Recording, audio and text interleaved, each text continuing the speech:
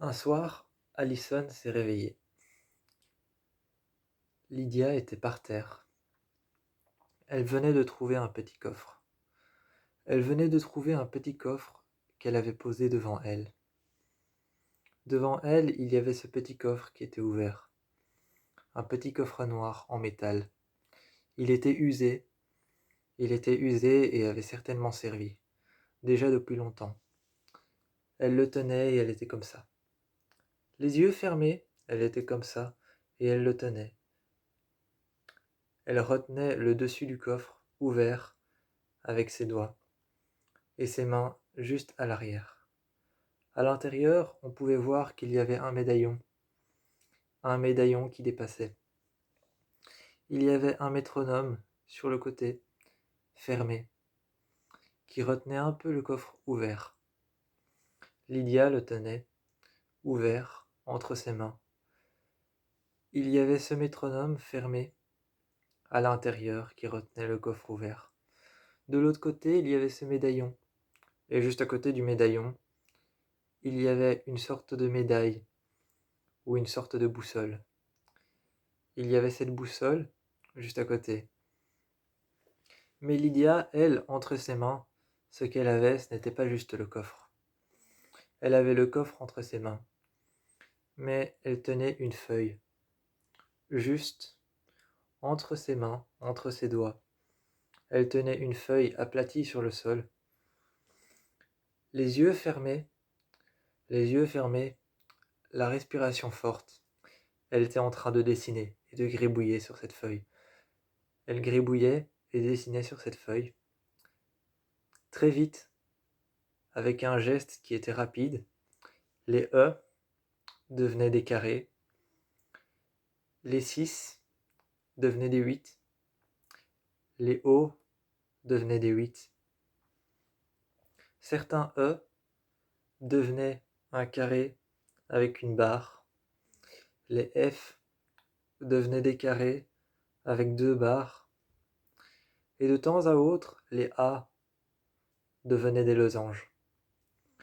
Elle était en train de dessiner, les yeux fermés, et elle respirait très fort. Allison a essayé de lui prendre son crayon, mais elle continuait. Elle continuait à repasser sur les lettres. Les E devenaient des carrés avec une barre. Les F devenaient des carrés avec 2 barres au milieu. Les F devenaient des carrés avec 2 barres au milieu. Et elle essayait de lui prendre son crayon. Mais même si elle n'en avait plus en main, elle continuait. Alors Allison a juste pris la feuille. Lydia s'est réveillée et a regardé autour d'elle. Elle a juste demandé ce qui s'était passé, ce qu'elle avait fait. Malia est arrivée et a pris Lydia, juste sur le côté. Elle lui a expliqué qu'elle était en plein milieu d'une crise, une sorte de crise de parano. Elle était prise de quelque chose, et elle lui a raconté qu'elle était prise d'une sorte de crise de parano, une crise de concentration sur une feuille. Elle tenait cette feuille par terre, aplatie. Elle appuyait tellement fort qu'il y avait l'encre qui s'était imprimée sur sa main. L'encre s'était imprimée sur sa main, parce qu'elle appuyait tellement fort dessus. Ensuite, elle lui a expliqué que cette crise, pendant qu'elle était dedans, elle avait quelques souvenirs qui lui revenaient.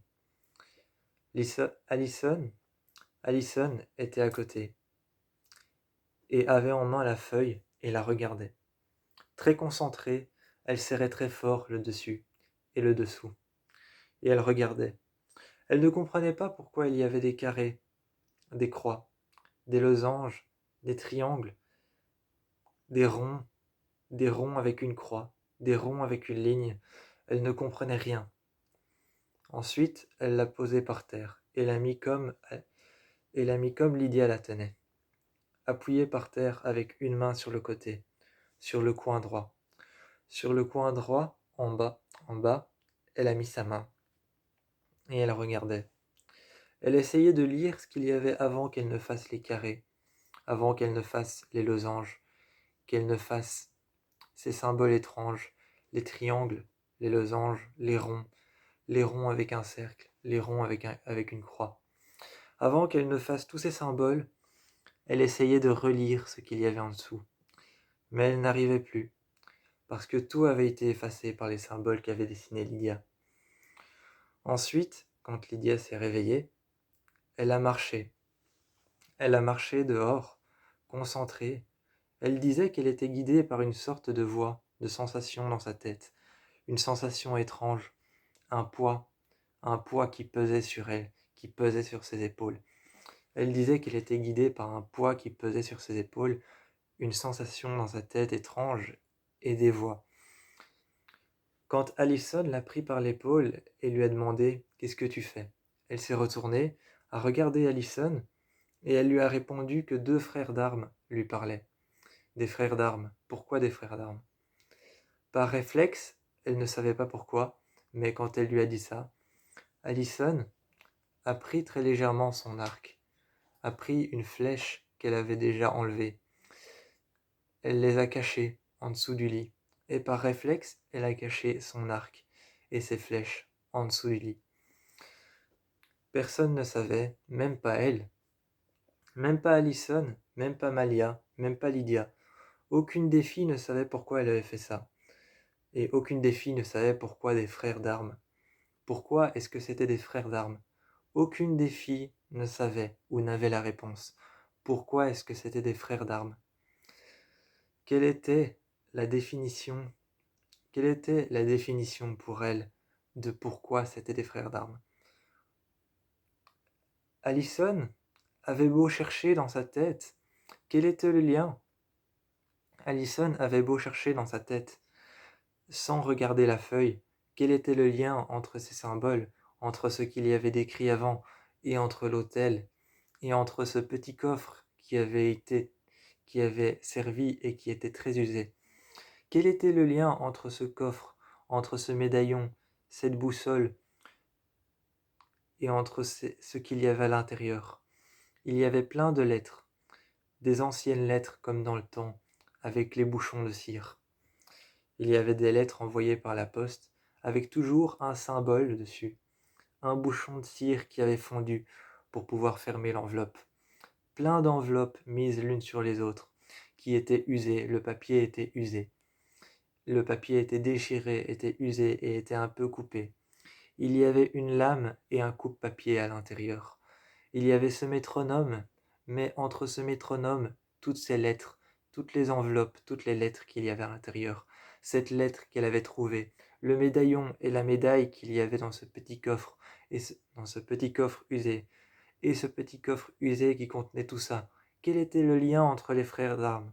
Elle ne trouvait pas, personne ne trouvait. Alors ils ont apporté le coffre à Styles.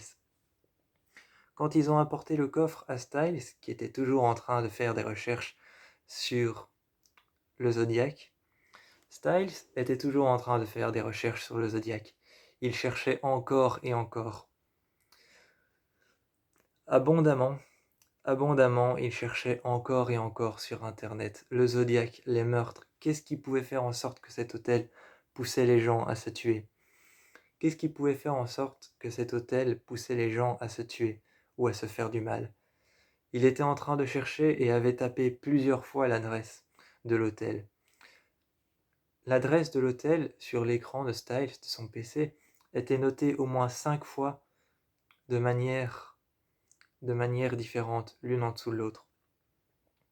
La première manière était notée avec des lettres, des chiffres, des points, des virgules.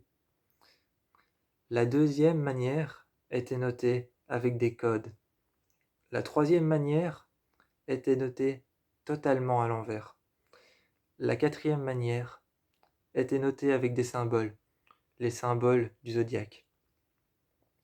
Et la cinquième manière avait été notée en morse, avec des traits, des points, des traits, des points et des traits. En morse, comme le zodiaque, à l'envers, à l'endroit, avec des symboles. L'adresse de l'hôtel avait été notée plein de fois sur son écran, et il cherchait. Il cherchait laquelle était la bonne, laquelle était en lien avec tout ça. quand on s'est rendu compte que les symboles du zodiaque, si on les mettait un peu à l'envers, les W ou alors les V formaient des A, les carrés c'était les E, les carrés avec une ligne c'était les F, et on s'est rendu compte de ça. On s'est rendu compte de ça quelques minutes après. Lydia est venue se mettre à la place de Styles. Styles s'est levé et est resté à côté de son PC, les bras croisés. Les bras croisés, il est resté à côté de son PC et a regardé ce que faisait Lydia. Les carrés avec une croix. Elle repassait en rouge dessus un trait, un autre trait et un autre trait. Les carrés avec une croix, c'était les F. Les carrés avec une ligne, c'était les E. Et à chaque fois, Lydia, dans le bon symbole, réussissait à faire apparaître la bonne lettre. Il suffisait de chercher et de trouver dans le symbole comment faire apparaître la lettre.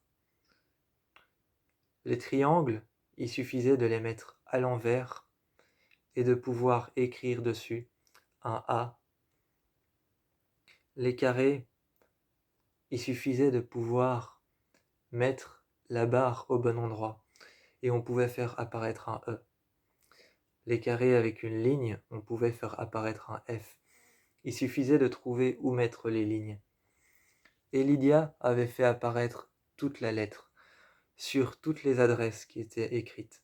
Sur toutes les adresses qui étaient écrites de manière différente. Elle avait fait apparaître une lettre, écrite en rouge, sur tous les symboles. Il suffisait de trouver où mettre les lignes. Elle avait posé les lignes sur tous les symboles, et tout était apparu. Une lettre en français, rédigée par 2 frères d'armes. Une lettre de sauvetage. Quand ils ont trouvé ça, ils ont su savoir, enfin, où allait se produire le second incident. Où allait se produire le second incident, ils l'ont enfin su. Styles avait fait une photo avec son GSM. Scott avait fait une photo avec son GSM. Et plus tard, ils avaient imprimé la lettre. Ils avaient imprimé la lettre sur feuille A4. Ils l'avaient gardée, et tous les soirs, Lydia essayait encore de relire cette lettre qu'elle avait écrite. La lettre était écrite en vieux français. La lettre était écrite en vieux français. Tous les soirs, elle réfléchissait. Elle avait l'air perdue dans ses pensées. Elle avait l'air perdue dans ses pensées et tous les soirs, elle réfléchissait et relisait tout ce qu'elle avait écrit. Mais elle ne comprenait pas car c'était écrit dans un ancien français. C'était écrit en vieux français donc elle ne comprenait pas. Mais elle relisait tous les soirs jusqu'au jour où un soir, elle a lu la lettre et elle a compris tous les mots, les uns après les autres. Mais il y avait une seule question qui persistait. Il y avait une seule question qui persistait. C'était le soir où elle a trouvé ce que ça voulait dire, enfin. Est-ce qu'elle était en train de faire une sorte de crise une nouvelle fois, ou est-ce qu'elle était en train de faire une vision? Est-ce qu'elle était en train d'avoir une vision quand elle a enfin su ce que ça voulait dire, alors que pour elle, pour Styles, pour Scott, pour Allison, pour Malia et pour tous les autres, c'était illisible. C'était ce qui lui restait en tête, les images de ces symboles. Il n'y avait plus que ça. Il y avait aussi le Darak, et il y avait aussi les Wendigo. Mais elle n'arrêtait pas de se demander le lendemain si elle était en train d'avoir une vision, quand elle a enfin su ce que ça voulait dire. Mais quand elle a su ce que ça voulait dire, elle a couru le dire à Styles et à Scott. Ils ont cherché sur Internet, et c'est là qu'ils ont trouvé la réponse. La réponse à comment anéantir le Darak, et à comment trouver la réponse à qui est le Zodiaque.